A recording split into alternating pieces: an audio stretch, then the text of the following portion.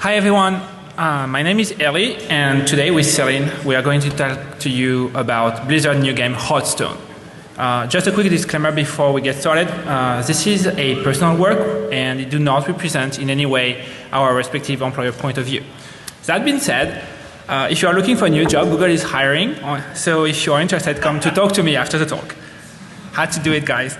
And then with that out of the way, let's get started. So Hearthstone is a digital collectible card game released by Blizzard earlier this year. It is based on the universe of World of Warcraft, and it's an amazingly addictive game. So with everything which is too interesting, sometimes unintended consequences happen. For us, at some point during the last few months, we started to be more and more interested into how the game is structured, how we can understand it better and building tools for it rather than playing it, which at the end was resulted by us not playing the game at all. I remember, like for instance, from May to June, I think I played only up to level 5 and probably like 100 games, which is a huge down from beta where I used to play every day. But it's an amazing game. If you haven't tried it, you should. It's free to play. It's available on your computer, Mac and PC, and also on a mobile version, tablet, iPad, and hopefully anytime soon in Android. So, looking at this, it also was a very good excuse for me because I finally convinced my wife to come on stage with me and do a dev talk. That's something I really wanted for a long time. So that's her first talk. So please be nice with her.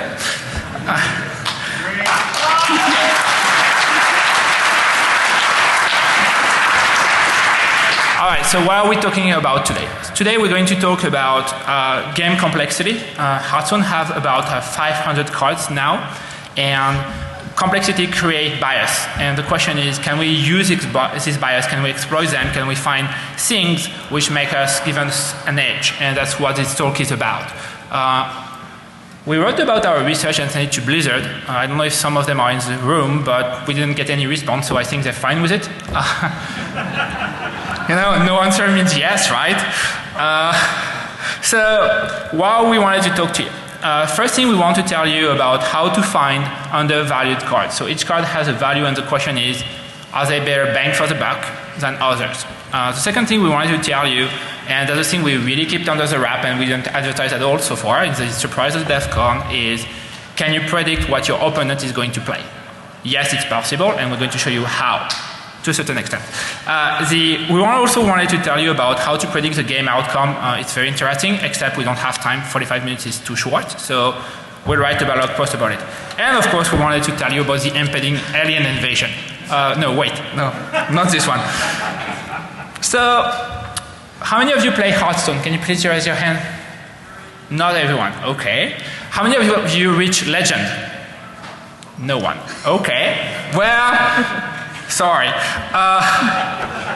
That being said, for those who never seen Hearthstone, here's what a normal game looks like. So it's a board game, it's a turn by turn, and it's 2 players. Each person is represented as a hero, which is inspired by World of Warcraft characters. You are at the bottom. Here I'm playing Valera, which is the rogue hero, and my opponent is playing Hagen, which is a solo player only hero. The game ends when one of the 2 heroes reach health pool reach 0. The health pool is on the right side of your portrait. And so how do you kill people? Well, you use decks, and the decks contain cards. 30 cards for each player. It's a hard limit. You can do only 30, not 29, not 31, just 30. And each card has special effect. So every turn you draw a card, and the card goes into your hand. This is my hand, and you can see one of the cards is highlighted in green. It means I have enough mana to play it. The mana is the resource you use to play cards. Your opponent also have a hand. You only see the back of it, obviously because you don't want to tip people's hands. For those who are curious, no, the game do not know the card ahead of time, and no, you can't cheat with that. I checked. The mana pool, as I said, is depicted on the right side. It goes from 1 at the first turn up to 10 as a turn 10. After turn 10, it keeps being replenished, but do not increase. So the maximum amount of mana you can have at a given time is 10. So a card can be multiple things. They can be either weapon or spell, which you play immediately. They can also be what we call minions or creatures. You can have up to 7 on the board for each player. Yours are at the bottom, your opponent are at the top. Here you can see, for instance, I'm playing Van Cleef, and my opponent have 3 minions which are on the top. Okay, so that's basically what Hearthstone looks like when you play it. It's obviously designed to play on a tablet. It has really been designed like this. And they simplify a lot compared to Magic because, for instance, you don't have to deal with land, which is the resource economy. So it's very simple. They try to make it very, very easy for people to get in and get their first free shot before buying cards, which is how they make money. That being said, there is a lot of complexity, as we will see. Here is a quick video of me playing Hearthstone in non-ranking mode just to show you the game. So you can see this is my turn, so I'm playing. My card do a special effect, bring a new card into game. I draw a card which goes to my hand. I play another card and I click end of the turn, and then my opponent have a secret which is a trigger effect. And that's basically what the turn looked like. On the video it looks awesome because the guy played really fast. Sometimes you have up to 90 seconds to play a turn, so you have to wait and drink your coffee. So some people try to actually play 2 games at once. So what makes the game so interesting are cards. Everything is a card. If you look at how the game is structured, actually your hero is a card. Everything in the game is modeled as card, and the card is the thing we're going to look at in depth in this first part. So a card have a minion, here the Yeti, have at least 4 attributes. The first one is the mana, which is a cost you pay to play the card, as I said, from 0 to 10.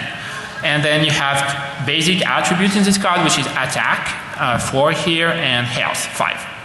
So that's the card, and this is a very boring card. I mean, the illustration is nice, but nothing special about this card. What makes the game fun is there is a lot of cards which have a lot of interesting effects. These are 3 of my favorite cards, Van Cleef, the Fairy Dragon, and the Cabal Shadow Priest. And what's very interesting is you can combine all those effects and do unintended or very special combo, and that's basically how you win the game. So finding good synergy between cards is one of the fun aspects of the game.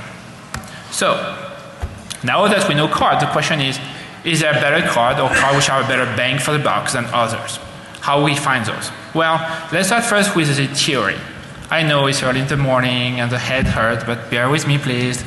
We're going to start with the basic assumption of how we're going to model this. The first thing is the mana cost is proportional to the card power, which means that if you play a 1 mana card, it's less powerful than a 2 mana card, which is less powerful than a 3 mana card. If you haven't that, the game is broken because everyone will play just the most powerful thing, which is 1, and overrun people. No, Zoo is not that overpowerful for people who play it. It is a little bit unbalanced, but not that so much.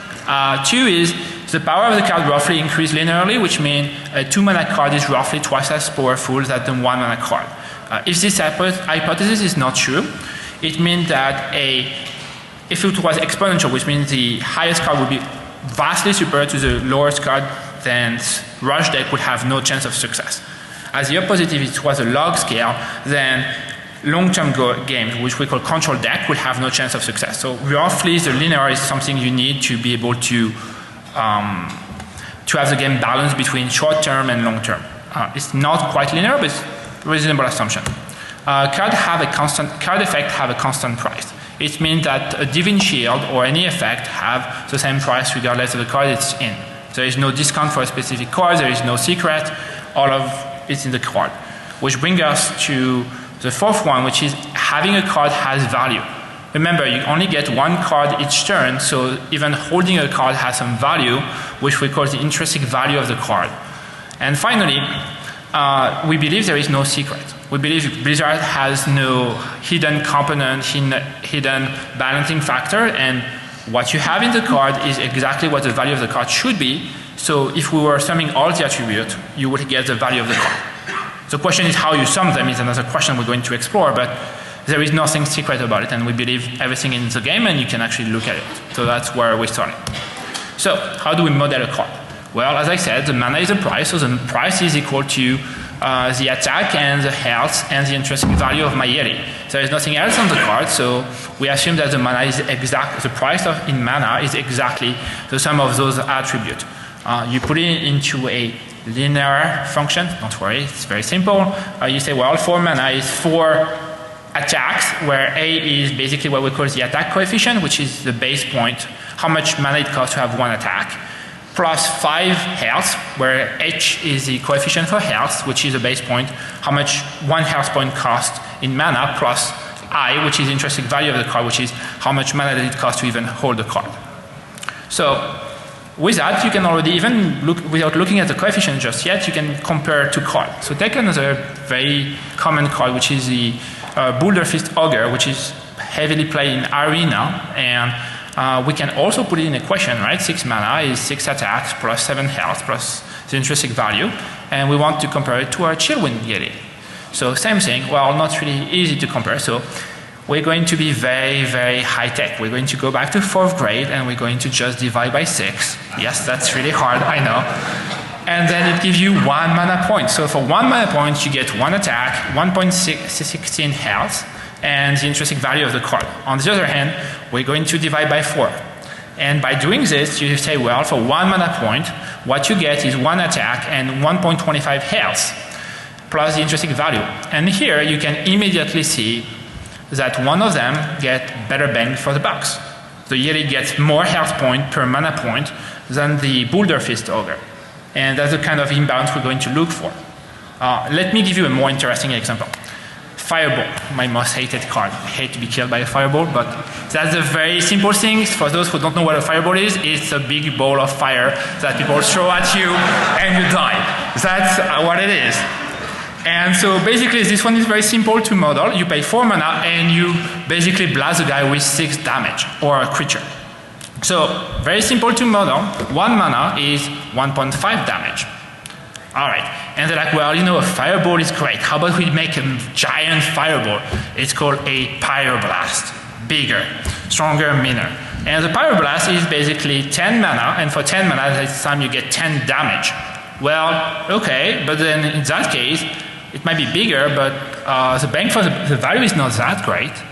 You get 1 mana, 1 damage, and you can immediately see that's not quite right. If you have 10 mana, you can play 2 fireball and a half for the price of 1 pyroblast. So the value of the pyroblast is less interesting than the fireball. What's interesting is this is a new version of the pyroblast. Earlier in the year, we had a pre-nerf version which used to cost 8 mana, where that time the mana cost was even lower than the fireball. Where basically before they adjust the value, we get 1.25 damage for 1 mana. So something is not right here, right? Let's compare the two. If you take 10 damage, it implies that the fireball should do 4 damage, not 6. And you're like, well, okay, but no, the fireball is properly priced. You should do 6 damage for 4. Well, in that case, I want a pyroblast to do 15 damage, not 10. Give me back my pyroblast. So that's basically the idea of this imbalance, right? Even if you look at simple coefficients, you can see that there are some decisions which are, you can debate. Of course, we don't have all the data that Blizzard have, and they probably adjust based on statistical analysis, but deep down the mechanics is something where there is some sort of this mismatch in complexity that is the basic core idea of finding an undervalued card. Okay, so how do we scale that to hundreds of cards? More precisely, we're able to do 130 cards because modeling each attribute is a little bit complicated. So you have to parse text. It turned out that the card is really like a bunch of text that you have to process and say, oh, that has this attribute and so forth. So we did 130 for this talk. How we do that? Well, we model the card as we did before. Then we use those cards and reverse the coefficient of each A, H, and so forth using linear algebra. Don't worry, it's not as bad as it sounds. And then you use those reverse coefficients to compute what we call the real value of the card. And then the last step is the easiest step where you say, well, here's my real value, here's my face value. You subtract one to the other, and if it's a negative, well, you find another value card that's as simple as this. Well, easier said than done, but not that bad. So let me show you on a very simple example, 5 cards, how it look like. And then when we know that, I will show you the real results. So let's take 3 cards which has charge. Charge is basically you put a card and the card can attack as soon as it is come into play. So we have 4, we have the Corcoran, the Rocketeers, and the Argent Commander. And we're going to show 2 more cards, which is which have Divine Shield. And the reason why the Argent Commander is in the middle is because it has both attributes. And that's one of the ideas of having linear algebra is you can commute coefficients. So as I said, this is the same price. So with 5 cards, we can make it work. And that's also why we can compare cards is because we have this very complicated interleaving. So we do as we did before. We put them into an equation. So our card crown have 4 attacks, 3 health, plus C, which is a charge coefficient, plus I, which is the intrinsic value of the card. And we do that for the 5 cards. Trust me, it's correct. Then we're going to reverse the attribute coefficient. To do that, we put them into a matrix, which is basically a table. And we put them like this. You say, well, for 4 mana, I get 4 attack, 3 health, 1 charge, 0 Divine Shield, and 1 intrinsic value. That's the first card. Then I do the same thing for the Rocketeer, same thing for the Argent Squire. And here you can see it has Divine Shield and charge, so you have 1 and 1. And then you add the 2 other cards, which has the Divine Shield. The top one was something, and the third one is the Argent Square. And you can see, so basically you have your 5 thing, then you apply 1 line of Python, which is the least square, and boom, you get coefficient. And the coefficient are 1 for attack, the A, -1 for health, 2 for charge, 1 for Divine Shield, intrinsic. And you're like, dude, that doesn't make any sense. You can't have a discount for health. Yes, you're right. It is because we only have 5 cards. 5 cards do not give you good coefficient because there is too much instability. You need way more. But it's just for this example, so bear with us. It's an example. So now how do you find the real price? Well, now we're going to be back to kindergarten, where you learn how to add stuff. So you know, you have 4A plus 2H plus C plus D plus I. So basically what you do is you say, well, it's 4 times 1 plus 2 times -1 plus 1 plus 1. And the price is 6. So the real value, according to our coefficient, is 6. Well, the card is fair, right? There is nothing different between the face value and the real value. So you're like, meh, not interesting. Okay, let's try again with one of the most undervalued cards in the game, the Argent Squire. A lot of people said in the forum it is undervalued. Let's try again, right? So it's one attack, 1 health, 1 plus Divine Shield plus the value of the card. So it's 1 times 1 plus 1 times -1 plus 1 plus 1. Well, now it's 2.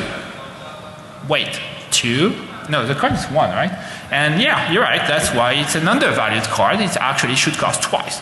So even with our bogus coefficient, you can always see that this guy is clearly undervalued. That's basically the idea we have. This is how it works. So I did post that online, and we got a lot of good feedback about it. A lot of people from Reddit, a lot of good comments. Thanks to everyone who pointed out. The most important one we got was, well, dude, you should take into account dependency, and it's actually true. That's thanks to Neil, who pointed out that charge should be basically a factor of the attack, because you attack for the amount of the attack. So we now in the real model use attack time charge. Same thing for Wind Fury. Wind Fury, now we model it by taking into account the attack of the card. The one where we have a lot of debate question is about Divine Shield. We don't know what Divine Shield should be. Is it just Divine Shield as a coefficient? Is it related to health? Related to attack? It's really difficult. If you have idea, let me know. The thing we got, so that's a comment from someone on the blog, which actually wrote me a long post saying, well, no, actually cards have a budget. And the budget is 2 times the mana plus 1. I have no idea how we come up with the idea. It is absolutely reasonable, and when you do it, the coefficient looks way better. It is true. I just don't know how this guy get it, but thanks. So after writing code and debugging and debugging and debugging, you have something, you run it, and voila, you get your coefficient. So these are the coefficient we got for 133 cards.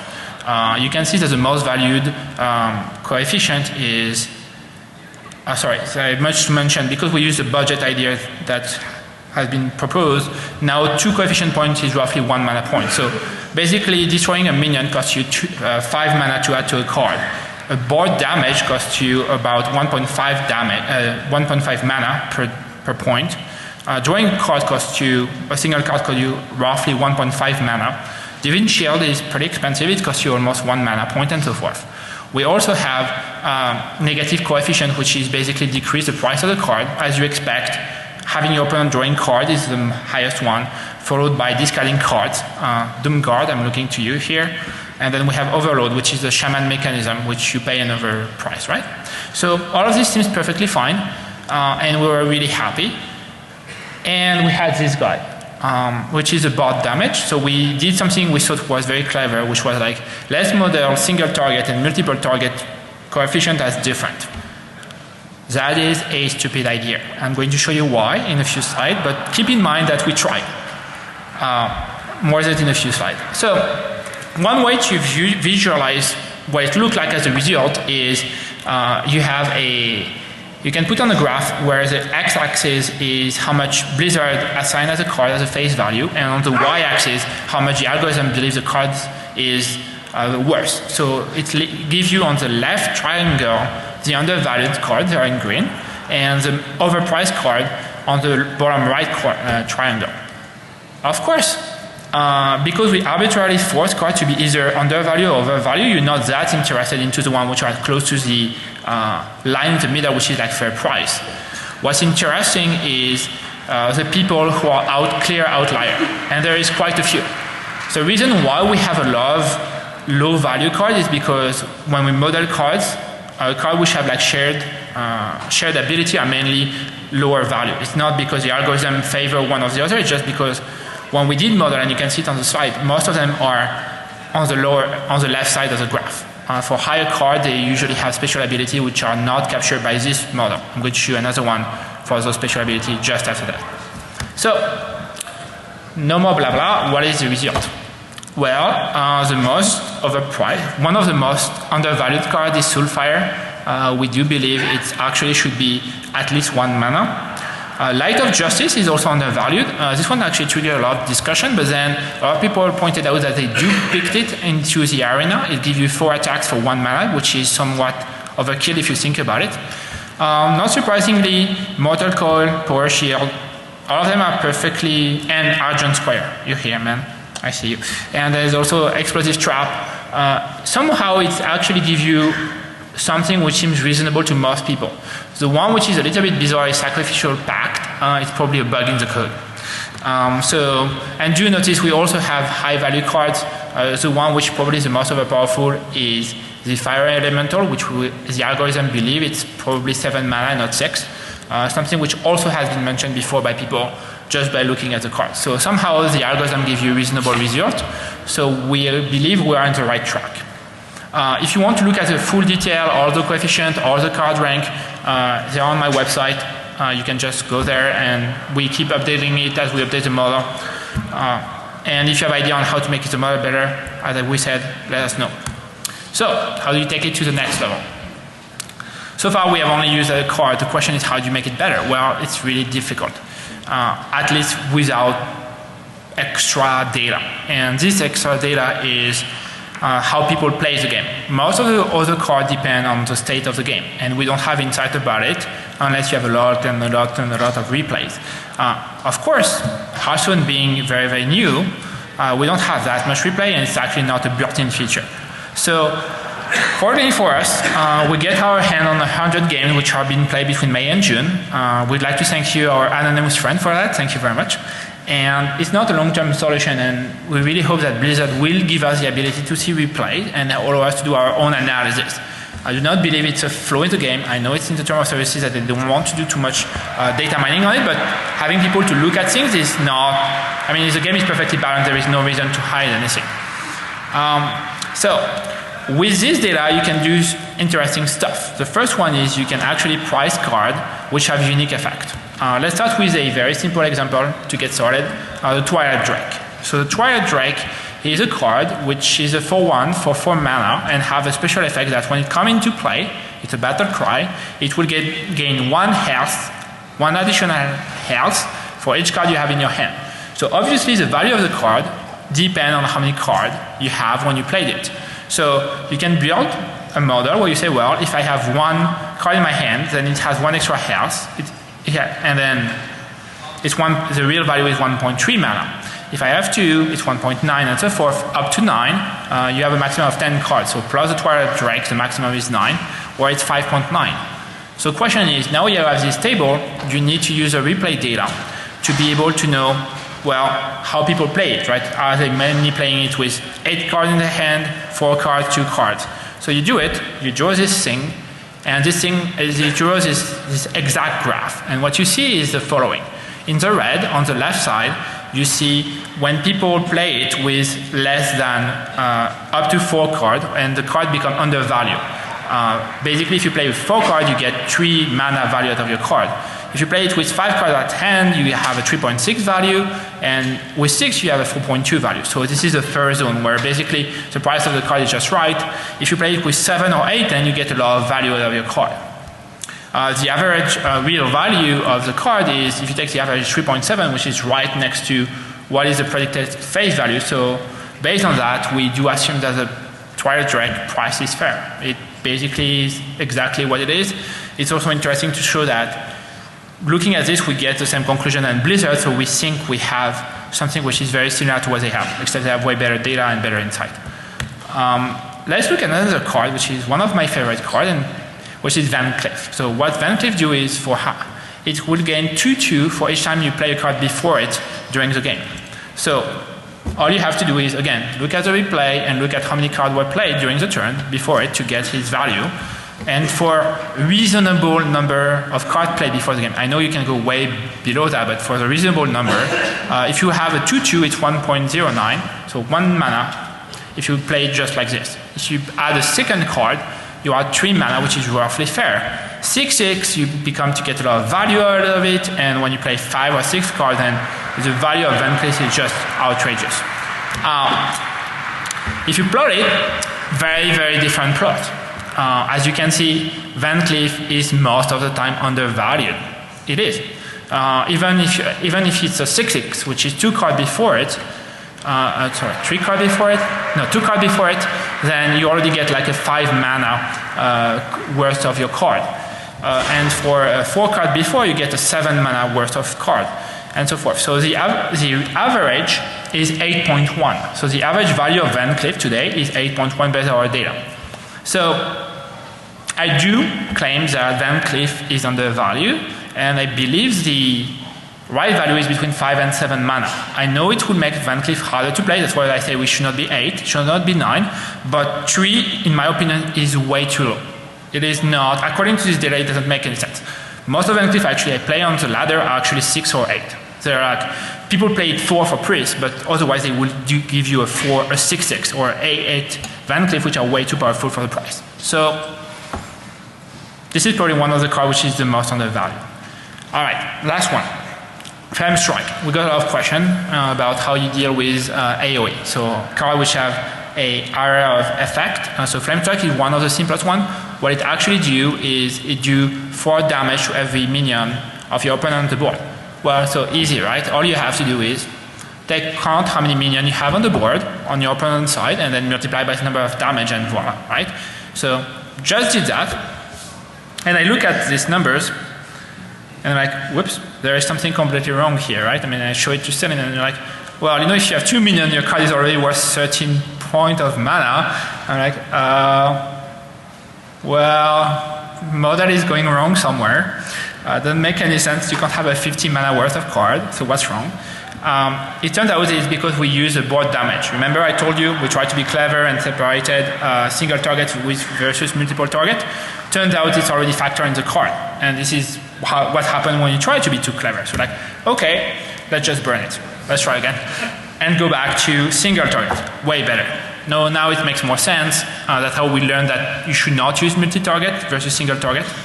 You should use only one coefficient, which is spell damage, not 2. And then it actually makes sense. Now the card become a good deal when you have 3 minions on the board and not otherwise. Same thing, the graph looks perfectly fair. You can see it visually. Sometimes it's undervalued, sometimes it's overvalued. Most of the time it's between the two, so the card is perfectly balanced. And the lesson learned here is, don't try to be too smart. Do not split single and multiple targets. That was one of the lessons learned. We also like this idea because it's actually, looking at those cards help us validate that what we do makes sense and everything is consistent, and when there is something strange we see it and we are able to adjust the model accordingly. So let's switch gear a little bit. we're going to tell you about how you can predict your opponent deck. And I'm going to let you Céline tell you a little bit about that.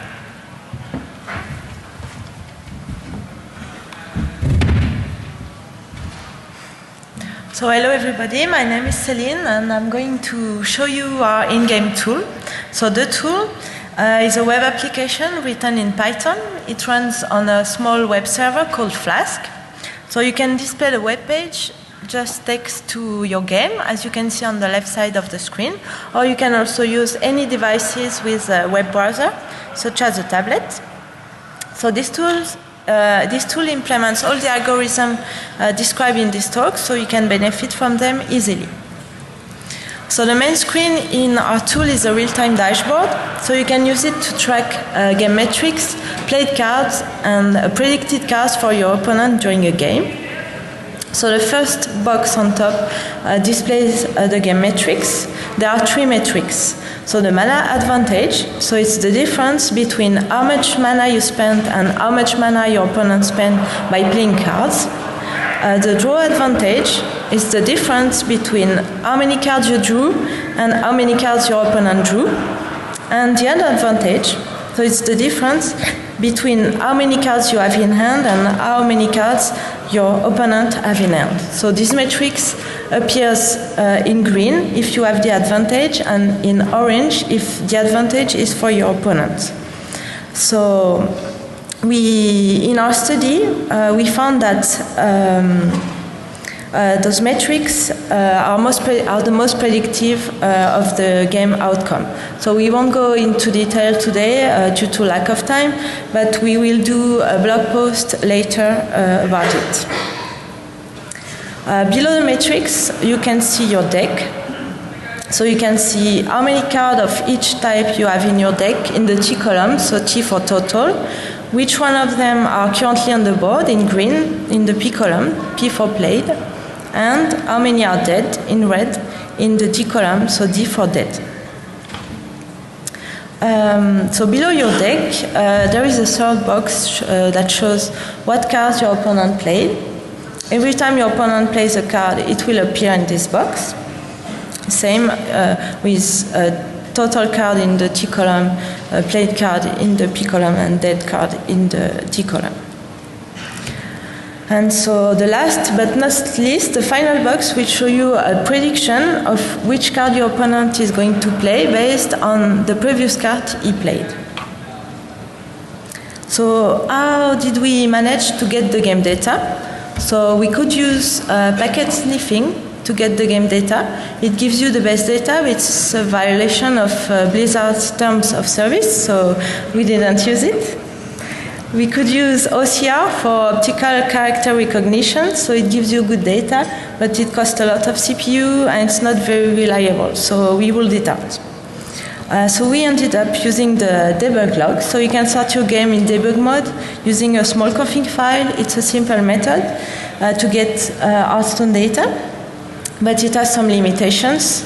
Like there's only game data, you can't see your opponent name, player ranks, or which card attacked which card, and there are also no info about decks.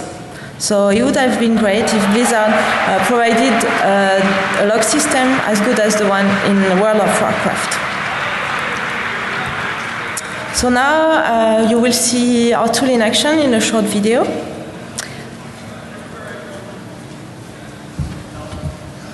So the tool is on the left side of the game.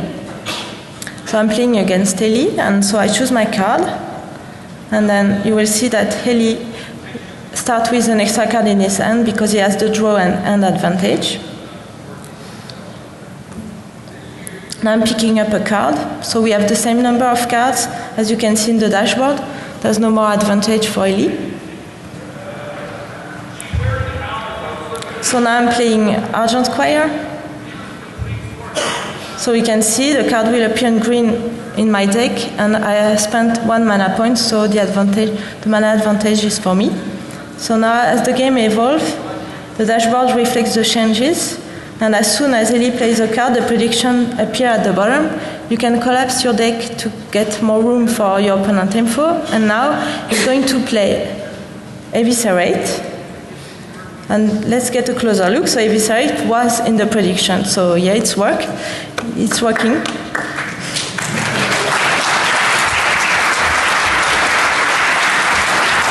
And at some point, he tries to kill me with Leroy. And good for me, I have a nice juggler. It saved me. So I hope you liked it. So in addition to the real-time dashboard, you can also see the current game history in the turn screen. So it allows you to see what happened turn by turn during the game and learn from your mistakes. So our tool will be available next week on GitHub. So we currently need help with to improve deck import using OCR because we currently use a text file. So we also want to display the game history and do the macOS and Windows packaging and improve card modeling. So if you want more info, don't hesitate to talk to us after the presentation. Thanks. Back to Ellie now.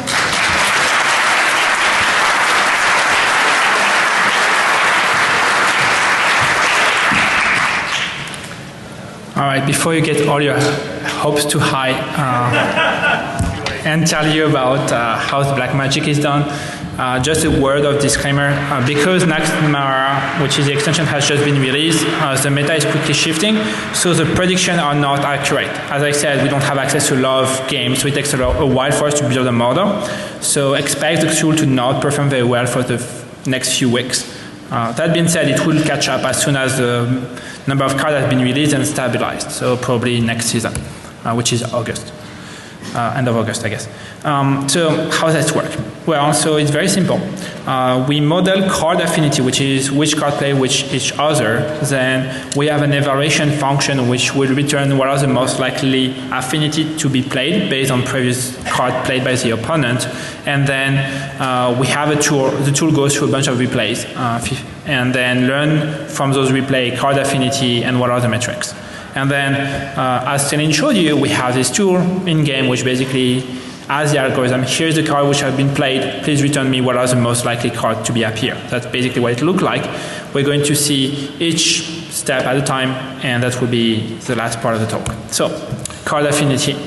As I said, Hearthstone have about 500 cards. So if we were to look at all the card combination, it would be almost impossible. Maybe like for 30 cards in the deck, we have like close to an impossible number of combinations. So what we really do is we exploit the fact that in practice, cards really work well together and some cards do not work well together. Like if you play Druid, you have the combo, and the combo is Savage Roar plus Force of Nature. So if you have one, it's likely you have the other.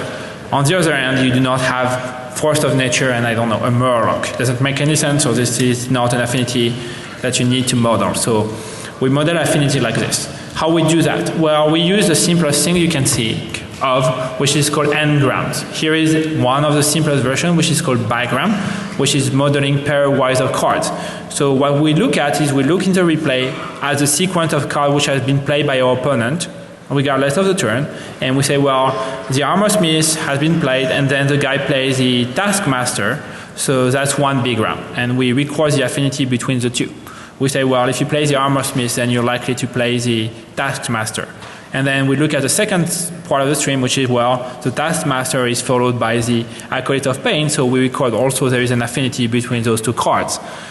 So that being said, we know that the cards are drawn at random, right? When you get one card at each turn, it's at random. So to model that and account for that, we relax the assumption of order, and we use what we call unordered n-grams. And here are unordered bigram, where we say, well, let's take every pairwise. If you play sometime during the game Armor Smith, then later on you're likely to play Taskmaster.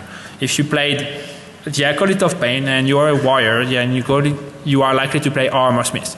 And so we keep those. We also tried trigram, which is triple of cards and so forth. Turns out that the best model is the least constrained one, which is bigram. So how do we evaluate card affinity? Well, very simple again. The opponent played, let's say, Deadly Poison and also Shift, which are two cards. So then from there we say, well, what is the affinity of those cards? Well, for Deadly Poison, we know that Fan of Night has been seen 500 times. And then Blade Fury has been seen 350 times. So we look at those. And for Shiv, we know that Blade Fairy have been seen 400 times. And if you play Shiv, we also saw the Harmony Berserker 400 times. So we combine them. And again, very simple, the simplest strategy, which is like we just sum. And we say how many times those cards appear, you get the ranking. And the ranking is Blade Fairy is on top because it's 350 plus 400. It's followed by the Fan of Knife, 500. And then you put a cutoff wherever you want. And you say, well, this is my third prediction, doesn't make it because I only want 2. So I discard the Harmony. That's how it works. It seems extremely simple. Turns out if you do something more complicated, it won't work. I try more things. Actually, this one works really well. So how did we did? We took 550,000 replays. And we did one model per class because each class has some unique card and we didn't want to have cross-stream. And we run the code. Well, first we write the code, but then we run the code and we learn the thing. And then we run. But actually the algorithm learned basically the 550,000 replays in less than 3 minutes. So it's not as much work. And then victory. I was actually shocked at how good the thing was. By turn 3, the highest prediction have a 97% chance to be played, which means that out of 100 games, the first prediction that the algorithm return at turn 3 will be played.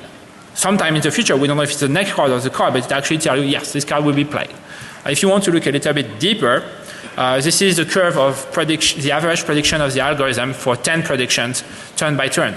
You can see it actually rise because you get more and more information as turn plays. The more cards the opponent plays, the more we can look at affinity, so the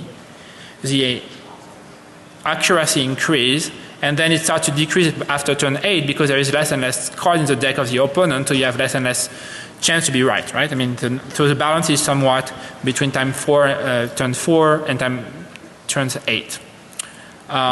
If you look at the ranking function do work. The green represent our best prediction. The orange one represents our lowest prediction, which is at number 10. We choose to cut at 10. And you can clearly see that the best one is actually extremely good, up in the high 90s starting turn 3, whereas the lowest one is barely above 20. And they are converging because the algorithm makes less and less mistakes, but there is also less and less room for errors as turn games progress. So there was a lot of things we wanted to tell you guys, and hindsight we should have took 2 hours and not 45 minutes. We didn't know where we were going when we applied for the tool. So we wanted to tell you about predicting the game outcome. Again, we'll do a blog post. We also are looking into optimizing deck for mana throughput because we know that mana advantage is the key factor to win. And also by popular request, we got requests for looking at hero power comparison and also comparing various deck of type, like why Zoo is winning versus control, how it works, what is the parameters, some kind of stuff. So that's the thing we are looking forward to do. If you have ideas of things we would like us to do, or if you have ideas of things we should do together, please tell us. We would love to do it. Would like to finish by giving a huge shout out to a lot of people who give us feedback. Thanks a lot. We do read Reddit comments. We do read a lot of comments that people post to us. It's really important. It helps us to get better. Constructive comment, please. But that being said, a big thank you to people. In particular, we'd like to thank Neil and Zach, who spent a lot of time helping us prepare and also give us insightful feedback. And as we said, our anonymous friend who gave us a replay. So thanks a lot.